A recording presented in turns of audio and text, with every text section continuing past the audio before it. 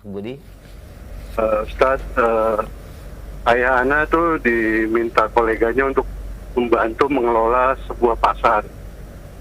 Nah, kebetulan dengan pengalamannya, beliau diminta untuk mendirikan koperasi pasar.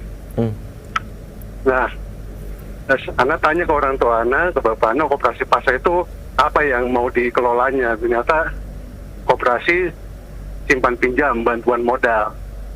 Nah, kemudian Ana coba jelaskan, kemudian beliau menjelaskan sistemnya, dan ternyata ya seperti yang lain-lainnya, memberikan modal, kemudian mengembalikannya ada kelebihannya, misalnya 1 juta, dikembalikan 1.200.000 gitu ya. Jangan langsung. Nah, Ana udah sampaikan menurut paman Ana yang Ana tahu ini riba gitu ya. Nah, kemudian sih alhamdulillah sih orang tua Ana nerima gitu ya. Nah, cuma pertanyaannya mungkin adakah solusi Ustadz dalam pengelolaan koperasi bantuan modal kepada para pedagang yang sesuai syariah? Itu yang pertanyaan pertama. Kemudian pertanyaan kedua, satu-satu dulu Budi. Ya? Satu-satu dulu Pak Budi. Iya, itu Ya. Ustadz. Yang ini bisa dirubah menjadi syariah, di mana katakan bentuknya, sistemnya, bagi yang menyetorkan dana, dananya bukan bentuk pinjaman, dananya bentuk adalah keikutsertaan modal, investasi. Kalau untung di akhir tahun berarti dananya naik, kalau rugi di akhir tahun berarti dananya berkurang. Jelas? Itu bisa kok dilakukan. Dan akadnya adalah mudharabah. Bagi umpamanya siapa pedagang yang menyetorkan dana, buatkan dua pilihan. Yang satu dananya adalah yang ingin bertambah tapi siap kurang kalau terjadi kerugian dari, dan untuk menyerahkan kepada siapa penambahan modal ini tentu dicek dulu mungkin pembukuannya, mungkin profesionalismenya, kejujurannya, dan semangat kerjanya dan seluruhnya. Kalau layak diberikan, carikan umpamanya siapa saja yang mau ikut umpamanya dalam tabungan yang mudharabah ini, kemungkinan ada bertambah, tapi kan kita nggak tahu, namanya usaha kan semua kita tahu, mungkin untung mungkin rugi. Ketika rugi maka dana kalian akan berkurang sebesar porsi modal kalian. Umpamanya ada para pedagang di pasar tadi yang butuh penambahan modal umpamanya 10 juta. Ya, silahkan Bapak Anda buka umpamanya saham per orang. Kalau terlalu besar mungkin kasihan, berat juga mereka. Per orang umpamanya store 100.000, berarti butuh 100 orang kan ya? Iya. Ya, satu saham 100.000 rupiah, berarti 100 orang. Bisa jadi maksimal umpamanya 10 saham 1 juta. Bisa jadi yang ikut ada 10 orang, selesai dengan nilai saham 1 juta.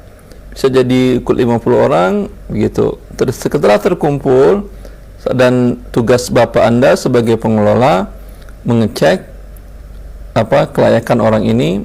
Karena di pasar kan bisa ditanya ke tetangga sebelahnya, ke suppliernya, ya, bagaimana orang ini jujur atau tidak sifatnya. Ya, kalau cek laporan keuangannya mungkin repot juga, orang pasar nggak punya laporan keuangan terkadang. Ya, maka lihat kejujurannya dan semangat dia bekerja dan profesionalismenya. Kalau layak, serahkan dana tadi. Ini ada dana dari teman-teman yang invest, ya, dan mereka siap untung dan rugi, tapi kamu pertaruhkan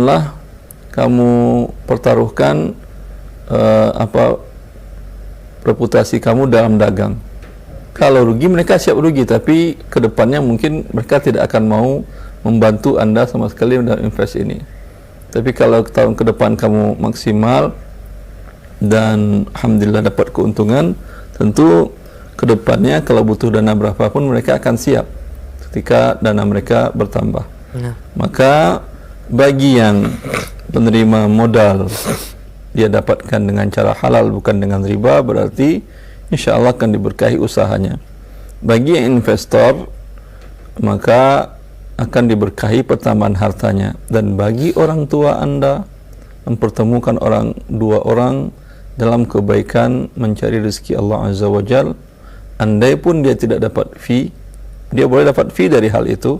Andai pun dia tidak dapat fee umpamanya, tapi dia mendapatkan kebaikan yang besar di sisi Allah, menyebabkan orang-orang tidak jadi berbuat riba, mendapatkan kebaikan bagi semuanya. Paham, Ustaz. Jelas? Jelas, Ustaz. Baik. Mungkin pertanyaan kedua, Ustaz. Apabila orang tua Anda kan sudah, anggaplah misalnya tetap koperasi yang didirikan tuh sebutan pinjam yang seperti riba tadi, dan orang tua Anda menolak untuk mengelola itu. Tetapi mungkin koleganya menawarkan untuk mengelola bagian yang lain. Misalnya dia mendapat upah 2 juta per bulan. Nah, karena keuntungan dari pasar ini ada kontribusi dari koperasi yang riba tadi, apakah perlu dari 2 juta ini harus dikeluarkan persentase kontribusi koperasi yang riba tadi supaya yang upahnya itu menjadi halal, Ustaz? Ya, mumpung orang tua Anda tahu dan dia sadar dan Anda pun sudah tahu mengerti caranya, jangan andaikan-andaikan. Maksimal bekerja untuk menerapkan yang syariah tadi, yang akan membawa kebaikan kepada semua orang yang ada di pasar, dan pasar akan diberkahi. Di masa Umar bin Khattab radhiyallahu anhu, Umar melarang la yadkhulu fi suqina illa man yafqahu dinana.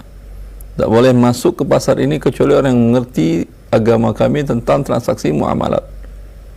Bahkan Ali bin Abi Thalib sambil bawa alat pemukul, dia mengatakan, kalau kalian tidak mengerti riba, sungguh kalian para pedagang akan terbentur dengan riba, akan terbentur. Karena dari kalianlah riba muncul di pasar ini, sehingga menyebabkan pasar-pasar kaum muslim menjadi tidak berkah, menjadi pasar yang hancur adalah karena riba yang mereka lakukan. Ya. Maka yang paling penting dibenahi adalah ini. Jangan andaikan-andaikan. Bilang ke bapak, kalau mereka tidak mau transaksi di koperasinya sesuai syariah, tolak semuanya. Ya. Biar kalau ternyata itu terjadi dan bagus, Masya Allah, pasar yang dikelola oleh bapak Anda mungkin menjadi bisa pasar percontohan senasional. Baik, Ustaz. Ya. Syukran, Ustaz. Allah yang barik fiik. Nah, barakallahu fiik. Dan yang satu lagi usulan, mumpung orang tuanya sebagai pengurus pasar. Ya. Yang satu lagi usulan saya, minta ke bapak Anda adakan di pasar itu namanya tempat pengaduan transaksi antara pembeli dan penjual. Ya, itu yang keluhan. Kalau pasar di pasar itu ada tempat pengaduan keluhan dan ada penyelesaian langsung di waktu itu tanpa harus membawa kepada mahkamah. Masa belanja cuma 100.000 harus dibawa ke polisi, ke mahkamah, pengadilan, kapan selesainya? Ya. Ya, itu sangat bagus.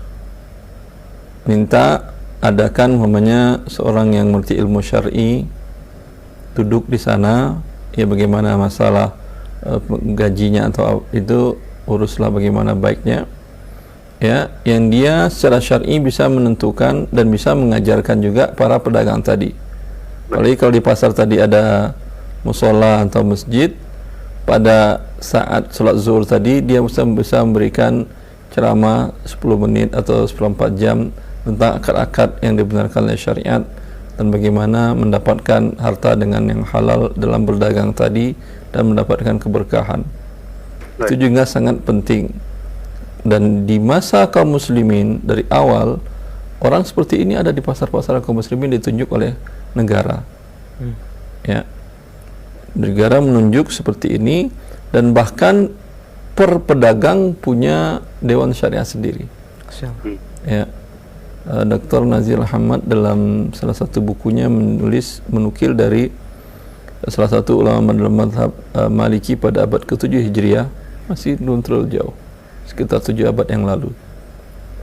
Itu para pedagang yang belanja, pergi belanja ke Syam, ke Yaman, kemana, itu mereka dalam perjalanan membawa seorang penuntut ilmu syar'i, ya, untuk dijadikannya sebagai pengawas syariahannya dalam transaksinya dia. Ya. Apalagi ini pasar, dan pasar-pasar kaum muslimin ada seperti itu. Kalau ada khalifah masuk ke pasar dan mengusir, dan di masa Imam Malik diminta oleh Harun al-Rashid, khalifah di waktu itu, untuk masuk ke pasar dan menguji orang-orang yang ada di pasar tentang muamalat, tentang masalah riba. Mana yang tidak tahu disuruh keluar dari pasar, nggak boleh dagang, nggak boleh dagang sampai mengerti ilmu muamalat tadi secara umum, baru boleh dagang. Karena kalau tidak mengerti, dari kadianlah riba muncul dan menjalar di negara kaum muslimin. Memang ada lembaga resmi riba, yaitu bank konvensional ada. Tapi kalau kita tidak mengerti ilmu syar'i, di pasar-pasar kaum muslimin setiap saat riba dilakukan, dan gharar dilakukan, dan penipuan dilakukan, kezaliman dilakukan. Ini fungsinya seperti tadi. Kalau langsung Anda pecat, Anda suruh bapak Anda mencat para pedagang semuanya, mungkin juga tidak bagus. Sekarang orang jauh dari syariat Allah seperti tadi. Mungkin setiap hari ada kajian 1/4 jam menjelaskan satu prinsip Islam dalam berdagang, ya, dibuat dengan silabus yang rapi dan teratur, disampaikan, mungkin berganti-ganti ustaz yang menyampaikannya. Ya, nanti setelah mereka sadar dan mengerti, ya, baru Anda munculkan, oleh bapak Anda ini maksud saya, bapak Anda baru mendatangkan, bila ada sengketa bisa langsung diselesaikan, sehingga orang nyaman masuk ke pasar itu. Kalau dia ditipu oleh pedagang, timbangannya atau barangnya tidak bagus, dia tinggal bawa ke tempat pengaduan di pasar itu, kemudian langsung diselesaikan dengan si orang tadi, dia panggil si pedagangnya dan diselesaikan, sehingga tidak berpanjang-panjang urusannya. Saya masih ingat waktu saya di Arab Saudi, ada teman dia beli aki di toko aki, ya, kemudian setelah dia pasang ternyata aki mobilnya masih bagus, lalu dia ingin kembalikan ke sana, si tukang akinya nggak mau terima. Lalu pas polisi ada lewat, dia panggil. Mungkin ini negara kita tidak terjadi. Polisi bilang, dia panggil, lalu dia bilang kita begini, lalu polisi datang ke tukang aki tadi, ambil akimu, kembalikan uang dia. Si tukang aki nggak bisa berbuat apa-apa, yang kembalikan uang orang tadi. Ya, di sini hidup menjadi nyaman, tentram dan tenang, sehingga orang tidak akan terzalimi bila ada ini dilakukan oleh, ya, mumpuk, ya, alhamdulillah negara kita memang tidak mengcover hal seperti ini, tetapi juga tidak melarang. Maka ada kesempatan bisa berbuat baik, dan tidak perlu dinamakan dengan pasar syariah, karena kalau ada nama malah bikin ribut. Tapi kalau isinya sesuai dengan syariah, tidak ada masalah, orang senang. Itu kan memberikan keadilan bagi semua pihak, dan itu salah satu makna dari dasar negara kita, Pancasila. Tidak akan menolak mereka. Tapi kalau Anda bilang ini pasar syariah, nanti mereka akan membuat isu radikal segala macam. Masa pasar radikal? Pasar yang adil artinya harusnya. Taib. Syukran Ustaz. Afwan.